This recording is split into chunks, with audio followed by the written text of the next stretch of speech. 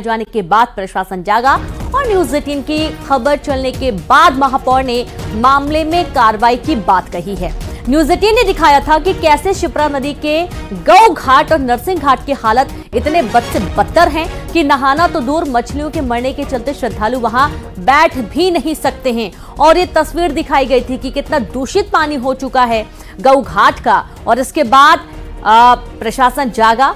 News 18 की खबर दिखाए जाने के बाद महापौर मुकेश टटवाल ने इस पूरे मामले में बयान भी दिया और एक्शन की बात भी कही गई है।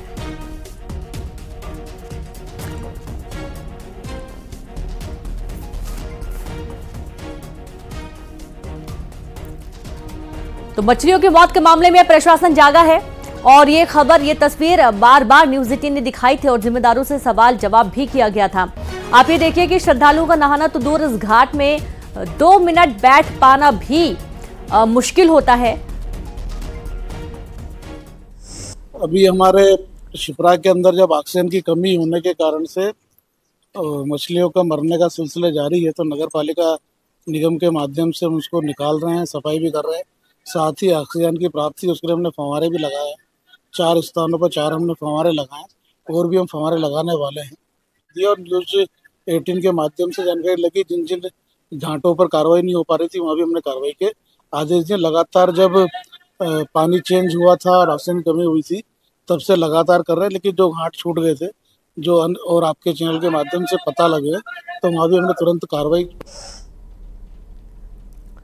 तो सुना आपने, जो घाट दूषित हैं वहां पर तुरंत न्यूज 18 के माध्यम से जो उनको जानकारी लगी है, उन्होंने तुरंत इस पर कार्रवाई की बात कही है। मछलियों की मौत पर प्रशासन जागा है और अब ये समझना होगा कि अगर मछलियां इतनी बड़ी तादाद में मिल रही हैं तो जाहिर सी बात है कि एक बहुत बड़ी विपदा है। और संवाददाता अजय पटवा जुड़ गया। अजय, किस तरीके से न्यूज 18 की खबर का असर हुआ, विस्तार से बताइए। कल सुबह से ही लगातार न्यूज 18 जो है इस खबर को उठा रहा है, क्योंकि इस तरीके से उज्जैन के शिप्रा नदी जो है मोक्षदायिनी कही जाती है, यहाँ पर डुबकी लगाने से मोक्ष की प्राप्ति मिलती है। ऐसे में जो है लगातार मछलियों के मरने का कारण ये है कि शिप्रा में जो जल स्तर है वो एकदम जो गंदे नाले मिलने के कारण उसमें ऑक्सीजन की कमी आने के कारण मछलियाँ मर रही हैं लगातार, जिसमें बड़ी संख्या में, सैकड़ों की संख्या में जो मछली मरी पाई गई थी। इसके बाद जब न्यूज 18 ने खबर चलाई तो नगर निगम ने इसको जो है गंभीरता से लिया और इसके बाद जो है लगातार घाटों से मछली हटाने का कार्य किया जा रहा है। हमारे साथ में ये रामघाट के कुछ पुजारी हैं, इनसे जानना चाहेंगे कि जिस तरीके से मछलियाँ मर रही हैं, क्या कारण है और काफ़ी प्रकार से पानी यहाँ दूषित हो रहा है और कई प्रकार से हमारे द्वारा यहाँ पर जो है शासन, प्रशासन को, नगर निगम को कई बार अलर्ट किया गया था कि ये पानी आचमन करने योग्य नहीं है, स्नान करने योग्य नहीं है, हम लोग भगवान को जल नहीं अर्पण कर पा रहे हैं। लेकिन शासन, प्रशासन, नगर निगम ने इस और विशेष रूप से ध्यान नहीं दिया।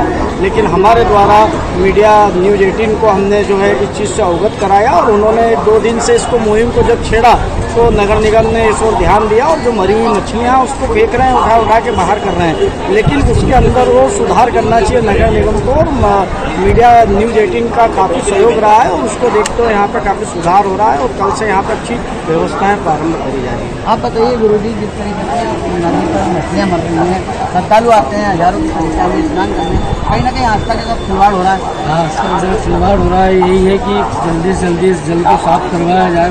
भगवान को चढ़ाने में भी 10 बार विचार करते हैं कि जल चढ़ाए कि नहीं चढ़ाए। मछलियाँ यहाँ पर इधर उधर पड़ी रहती है, बदबू आती है। यजमान बार बार बोलते हैं गुरुजी किस स्थान पर बैठ कर आप पूजन करवा रहे हैं, कैसी बदबू आ रही है यहाँ पर। जितना जल्दी हो सके उतना जल्दी इस पानी को साफ करवाया जाए और न्यूज 18 से प्रार्थना है कि जल्दी से जल्दी कार्य भी करवाए।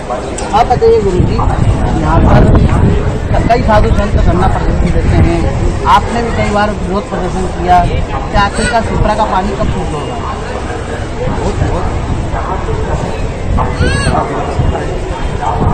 क्या लगता है आपको? अब आज से थोड़ा सुधार हुआ है, जो भी 2-3 दिन से बहुत बात आ रही थी मछलियों की। हम भगवान को जल चढ़ाते हैं तो हम शिप्रा जी का जल भी यूज़ नहीं कर पा रहे थे। ऊपर राम सीढ़ी के ऊपर एक हेडपम्प है, हम हेडपम्प से बाल्टी भर के भगवान का स्नान करा रहे थे, क्योंकि शिप्रा का जल चढ़ाने से भगवान के वहाँ हमको बाल्टी में इतना पानी में बदबू आ रही थी, तो पानी भगवान के योग्य नहीं हो रहा था। तो देखिए, जिस तरीके से यहाँ के जो पुजारी हैं उनका यही कहना है कि प्रशासन को सख्त ध्यान देने की जरूरत है। जिस तरीके से शिप्रा में जो हजारों की संख्या में श्रद्धालु स्नान करने आते हैं, तो कहीं ना कहीं उनकी आस्था के साथ खिलवाड़ है। और वाकई में कहीं ना कहीं आस्था के साथ तो खिलवाड़ है ही, स्वास्थ्य के साथ भी खिलवाड़ है, क्योंकि लगातार बदबू जैसी जगह में रहने से उनके स्वास्थ्य से भी स्वास्थ्य को भी हानि पहुंचेगी। बहुत शुक्रिया आपका जो तमाम बातचीत करने के लिए, तस्वीरें दिखाने के लिए। और अब आगे बढ़ेंगे। लोकसभा चुनाव के चौथे चरण की वोटिंग के लिए चुनाव